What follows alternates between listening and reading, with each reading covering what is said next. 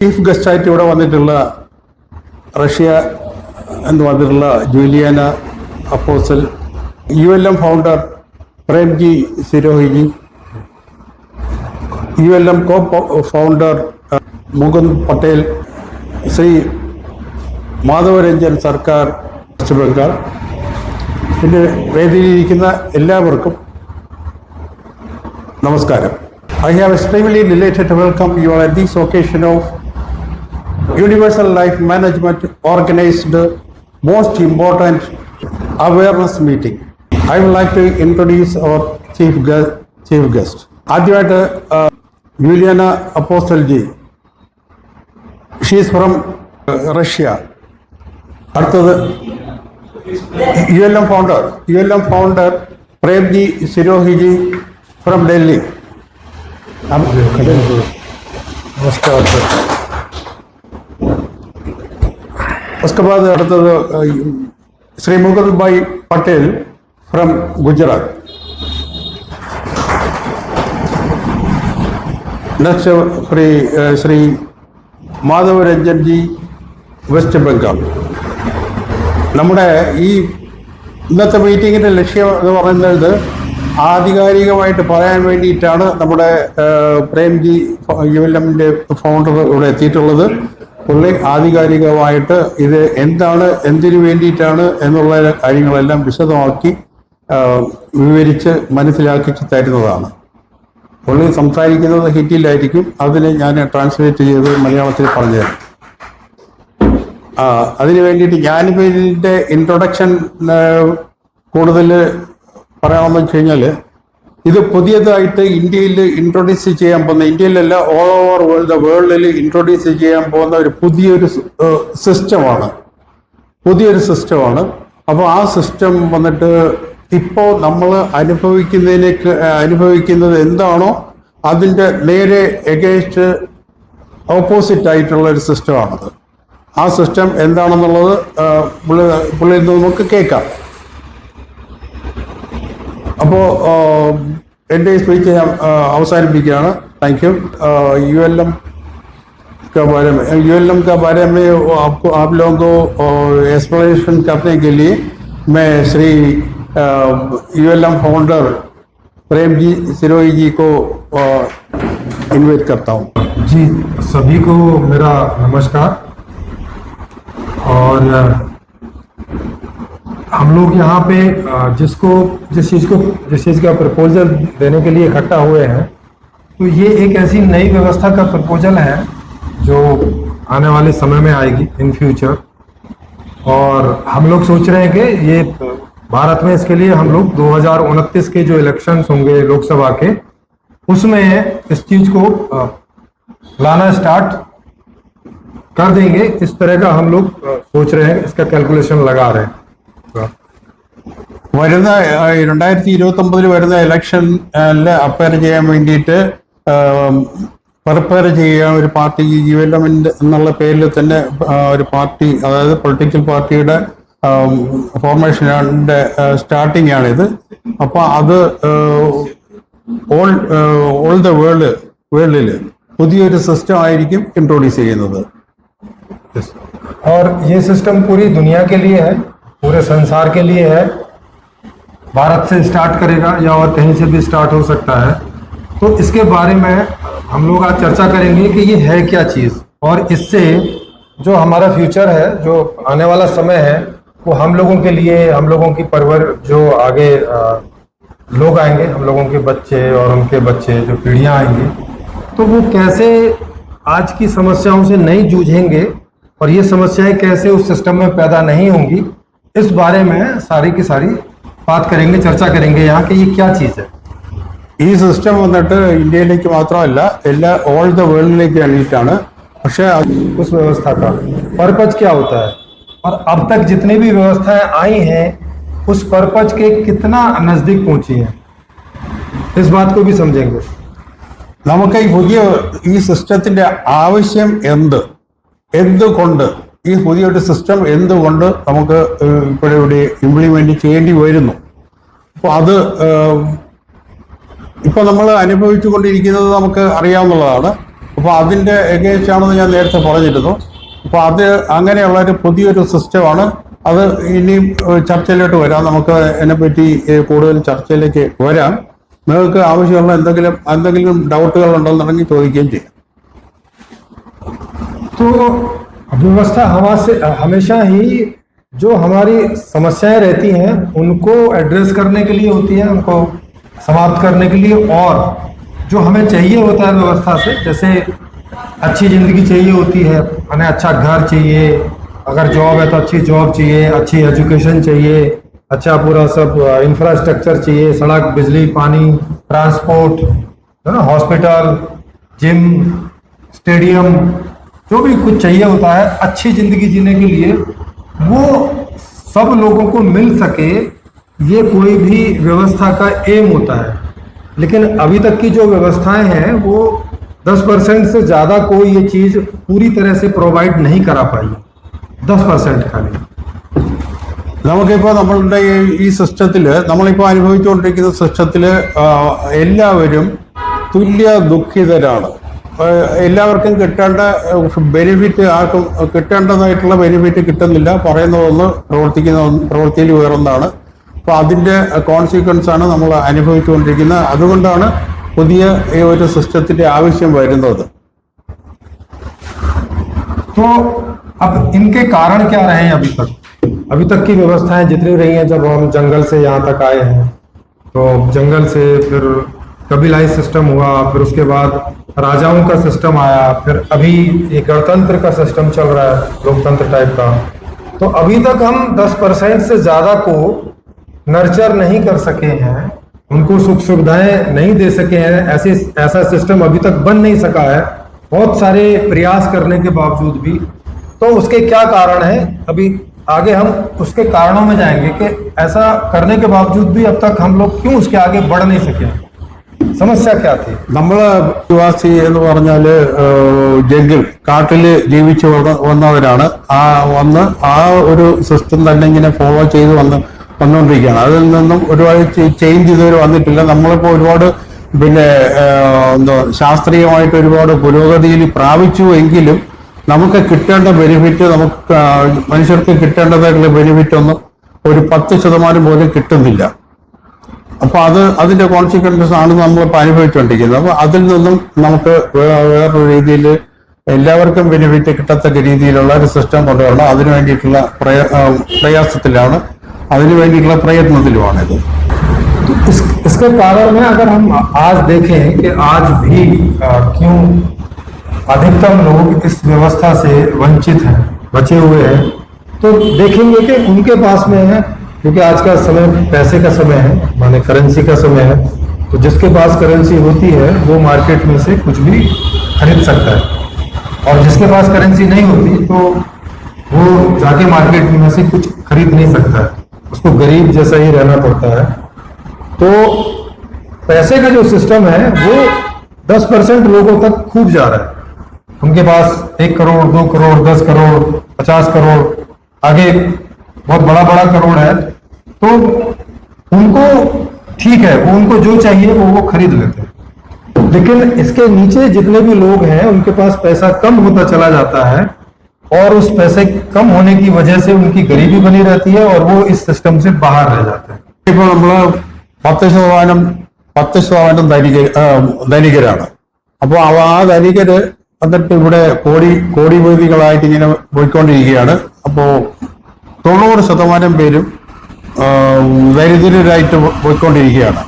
അപ്പോൾ പാവപ്പെട്ടവർക്ക് ഒന്നും മുകളിലോട്ട് വരാൻ കഴിയുന്നില്ല. പണക്കാർ വന്നിട്ട് പണക്കാരായിക്കൊണ്ടിരിക്കുകയാണ്. അപ്പോൾ ആ ഒരു സിസ്റ്റം നമുക്കിവിടെ ഇതുകൊണ്ട് അവസാനിപ്പിക്കണം. എല്ലാവർക്കും ഇക്വാലിറ്റി ആയിട്ടുള്ള ഒരു സംവിധാനം കൊണ്ടുവരിക എന്നുള്ളതാണ്. तक हम पैसा रखेंगे, पैसा रखने का मतलब है कि हर चीज का वैल्यूएशन करना। मतलब ये केला 70 रुपए किलो है, रोटी 10 रुपए की एक है, ऐसा करके जब हम वैल्यूएशन करते हैं तो इससे हर चीज का वैल्यूएशन किसी का कम और किसी का ज्यादा हो जाता है। और ऐसे लेबर का भी, आप सब जो काम करते हैं तो किसी के लेबर को 250 रुपए मिलेंगे, किसी को 500, किसी को 5000, किसी को 5 लाख, और किसी को लेबर ही नहीं मिलेगी करने को। तो तो ये सारी प्रॉब्लम रहेगी अगर हम पैसा रखेंगे सिस्टम में, तो क्योंकि पैसा रखना मतलब वैल्यूएशन करना, और वैल्यूएशन करना मतलब कम वैल्यूएशन ज्यादा वैल्यूएशन, गरीब अमीर। പൈസ ഉള്ളവര് പൈസക്കാരായിക്കൊണ്ട് പോവാണ്. പിന്നെ ഇന്നിപ്പോ നമ്മള് മാർക്കറ്റിൽ സാധനങ്ങൾ വാങ്ങിക്കാൻ പോയി കഴിഞ്ഞാൽ, പഴമോ എന്തെങ്കിലും ഫ്രൂട്ട്സോ സാധനങ്ങളൊക്കെ മേടിക്കാൻ പോയി കഴിഞ്ഞാൽ വില ഇങ്ങനെ കൂടിക്കൊണ്ടിരിക്കുകയാണ്. അപ്പോൾ അത് പൈസ ഉള്ളവർക്ക് വാങ്ങിക്കാൻ കഴിയുന്നു, ഇല്ലാത്തവർക്ക് വാങ്ങിക്കാൻ കഴിയുന്നില്ല. അപ്പൊ അതുകൊണ്ട് എല്ലാവരും ഒരു 90% പേരും ദരിദ്രരായിട്ട് പോയിക്കൊണ്ടിരിക്കുകയാണ്. അപ്പോൾ അതിനു വേണ്ടിയിട്ടുള്ള ഒരു പൊതു സംവിധാനം കൊണ്ടുവരിക എന്നുള്ളതാണ്. इससे क्या होता है कि मोर देन 90% लोग इस सिस्टम के बाहर रहते हैं। वो वोट करते हैं, गवर्नमेंट बनाते हैं, और 5 साल फिर दूसरी गवर्नमेंट बनाने का इंतजार करते हैं, लेकिन उनकी जो लाइफ है 90% से ज्यादा लोगों की वो गरीबी में ही चलती रहती है, ये पैसा रखने के कारण से। और इसी वजह से एक आदमी गरीब हो जाता है, एक अमीर हो जाता है। एक ही घर में एक आदमी अमीर हो जाता है, एक भाई अमीर हो जाता है, एक भाई गरीब हो जाता है, और इस वजह से उनके संबंध भी ऊंचे नीचे हो जाते हैं, क्योंकि गरीब और अमीर के बीच में एक जैसा बराबर का संबंध तो संभव नहीं है। तो संबंधों की समस्याएं भी पैदा होनी शुरू हो जाती हैं। ഈ പൈസയുടെ കാരണം കൊണ്ട് പൈസ ഉള്ളവർ മുന്നോട്ട് വരുന്നുണ്ട്, അവർക്കാണ് ഇന്നിവിടെ വാല്യൂ. അപ്പോൾ ആ വാല്യൂ അനുസരിച്ച് വാല്യൂവിന് വേണ്ടിയിട്ട് എല്ലാവരും ശ്രമിക്കുകയാണ്, പക്ഷെ സാധിക്കുന്നില്ല. അപ്പൊ ആ പൈസയ്ക്ക് വേണ്ടിയുള്ള ശ്രമത്തിൽ വന്നിട്ട് ശ്രമിച്ചുകൊണ്ടിരിക്കുകയാണ്. അതിന്റെ പേരിലാണ് ഇവിടെയുള്ള പ്രശ്നങ്ങളെല്ലാം ക്രിയേറ്റ് ആവുന്നത്. പിന്നെ ഈ ഓരോ ഇലക്ഷനിലും വോട്ട് ചെയ്യാൻ വേണ്ടിയിട്ട് എല്ലാ ജനങ്ങളും വോട്ട് ചെയ്യുന്നുണ്ട്.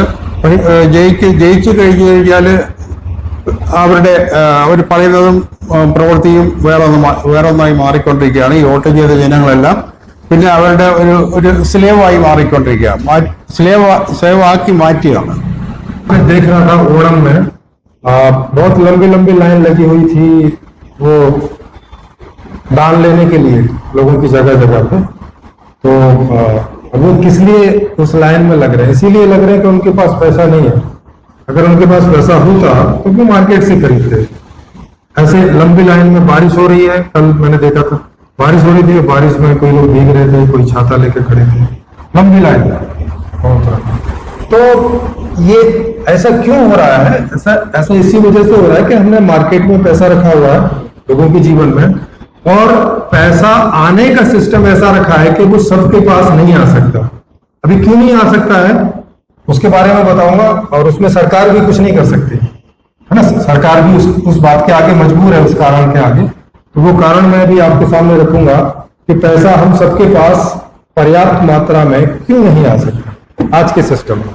ഇവിടെ ഇന്നിപ്പോ ഓണത്തിന്റെ ഈ സീസണിൽ പല സ്ഥലങ്ങളിലും കിറ്റ് വിതരണം നടക്കുന്നുണ്ട്. ആ കിറ്റ് വാങ്ങാൻ വേണ്ടിയിട്ട് ധാരാളം പേര് ക്യൂ ആയിട്ട് നിൽക്കുന്നുണ്ട്. അപ്പൊ ആ ഒരു ഇത് തന്നെ അവർക്ക് മറ്റുള്ള സാധനങ്ങൾ വാങ്ങാൻ വേണ്ടിയിട്ട് ഗതിയില്ലാത്തതിന്റെ പേരിലാണ് ഇതിനെ ആശ്രയിച്ച് നിൽക്കുന്നത്. ഈ കിറ്റ് വാങ്ങാൻ നിൽക്കുന്ന ആളുകളുടെ കയ്യിൽ എന്തുകൊണ്ട് പൈസ വരുന്നില്ല? അതിന്റെ കാരണം എന്ത്? അപ്പൊ ആ കാരണം നമുക്ക് സ്പഷ്ടമാണ്, അതിനെ പ്രത്യേകിച്ച് പറഞ്ഞു തരേണ്ട കാര്യമില്ല, എല്ലാവർക്കും അറിയാവുന്നതാണ്. അപ്പൊ ആ ഒരു സിസ്റ്റം, ആ ഒരു വ്യവസ്ഥ ടോട്ടലി മാറ്റുക എന്നുള്ളതാണ് ഇതിന്റെ ലക്ഷ്യം. गवर्नमेंट भी कुछ नहीं कर सकती है। क्यों नहीं कुछ कर सकती है इसको समझेंगे। पैसा आता है कोई जॉब से, या तो आपका कोई बिजनेस होगा, या तो आप कहीं जॉब कर रहे होंगे, तो उससे आपके पास पैसा आता है। लेकिन आपको जॉब कब मिलती है?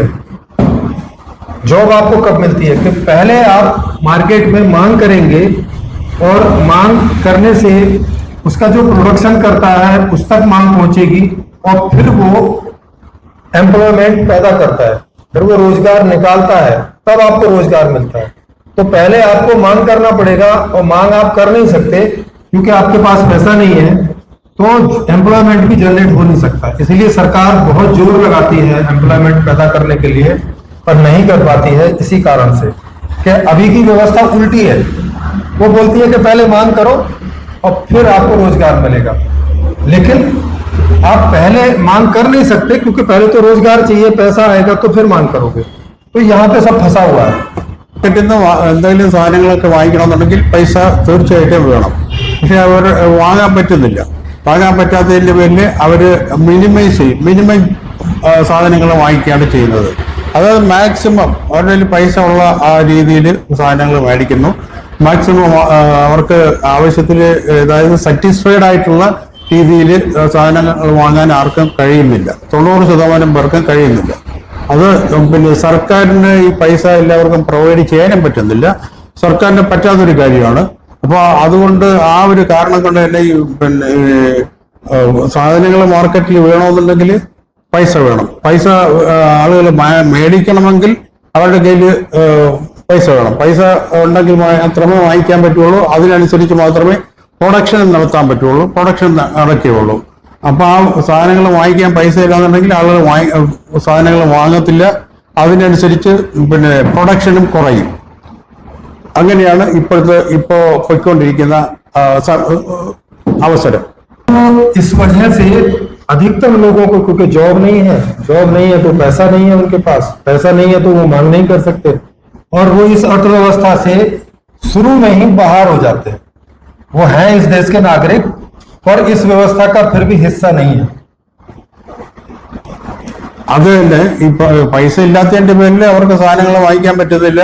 അപ്പൊ ഇവിടുത്തെ നാഗരിക്കാണ്, എന്ന് വെച്ച് കഴിഞ്ഞാൽ നമ്മുടെ ഈ ഇന്ത്യ രാജ്യത്ത് താമസിക്കുന്നവരാണ്. പക്ഷെ സർക്കാരിന് അവരെ പോറ്റാൻ കഴിയുന്നില്ല, പോറ്റാൻ പറ്റാത്തൊരു സാഹചര്യമാണ് ഉള്ളത്. സർക്കാരിനെ കൊണ്ട് പറ്റാത്തൊരു കാര്യം തന്നെയാണിത്. കാരണം അത് കൂടുതൽ നിങ്ങളോട് പറയേണ്ട കാര്യമില്ല, എല്ലാവർക്കും അറിയാവുന്ന കാര്യമാണ് നമ്മൾ സർക്കാർ എങ്ങനെയാണ് പോണത് എന്നുള്ളത്. അത് കൂടുതൽ വിവരിക്കേണ്ട കാര്യമില്ല. अब इस वजह से जब 90% आदमी सिस्टम के बाहर रहते हैं, गरीब रहते हैं, तो अब उनका समाधान क्या हो, क्योंकि सरकार नहीं कर पा रही, बड़े बड़े अर्थशास्त्री नहीं निकल पा रहे इस समस्या से. और ये समस्या भारत में नहीं, दुनिया भर में है. अमीर देश हो, गरीब देश हो, सब जगह ये समस्या है.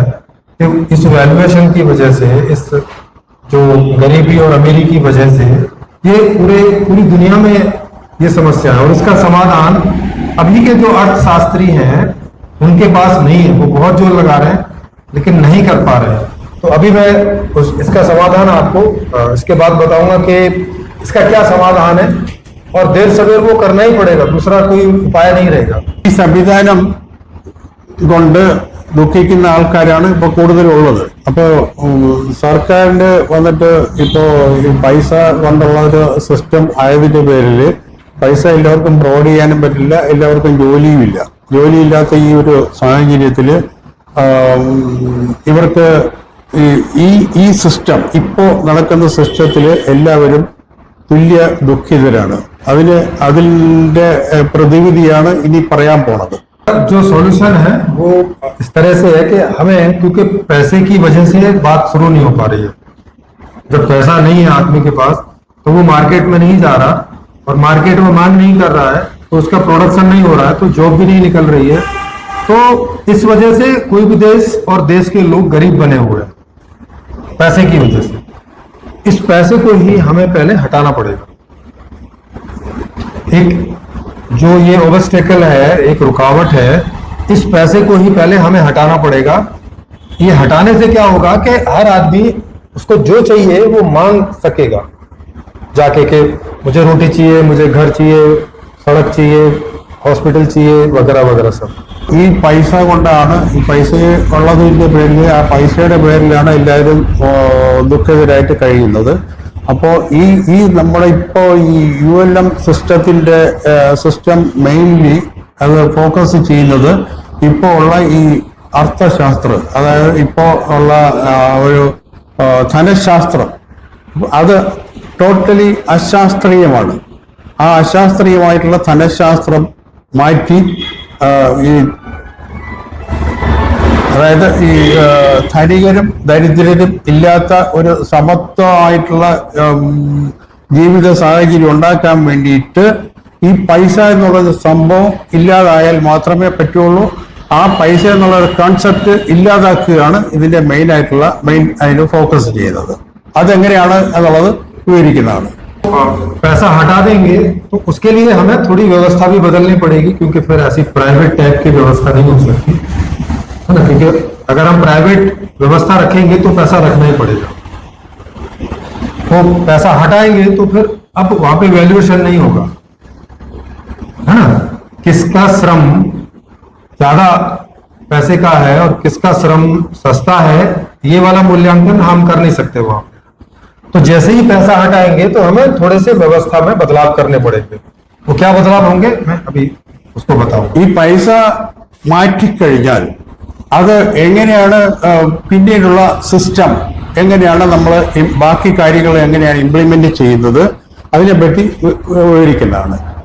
जैसे ही आप पैसा हटाएंगे आपको वहां पे एक ऑनलाइन जैसे अमेजोन और फ्लिपकार्ट होता है, इस तरह से कुछ समय की जो व्यवस्था होगी, जो गवर्नमेंट होगी, उसके पास एक ऑनलाइन अमेजोन और फ्लिपकार्ट की तरह ऐप होगा जिसमें हर आदमी अपनी मांग कर देगा, है ना।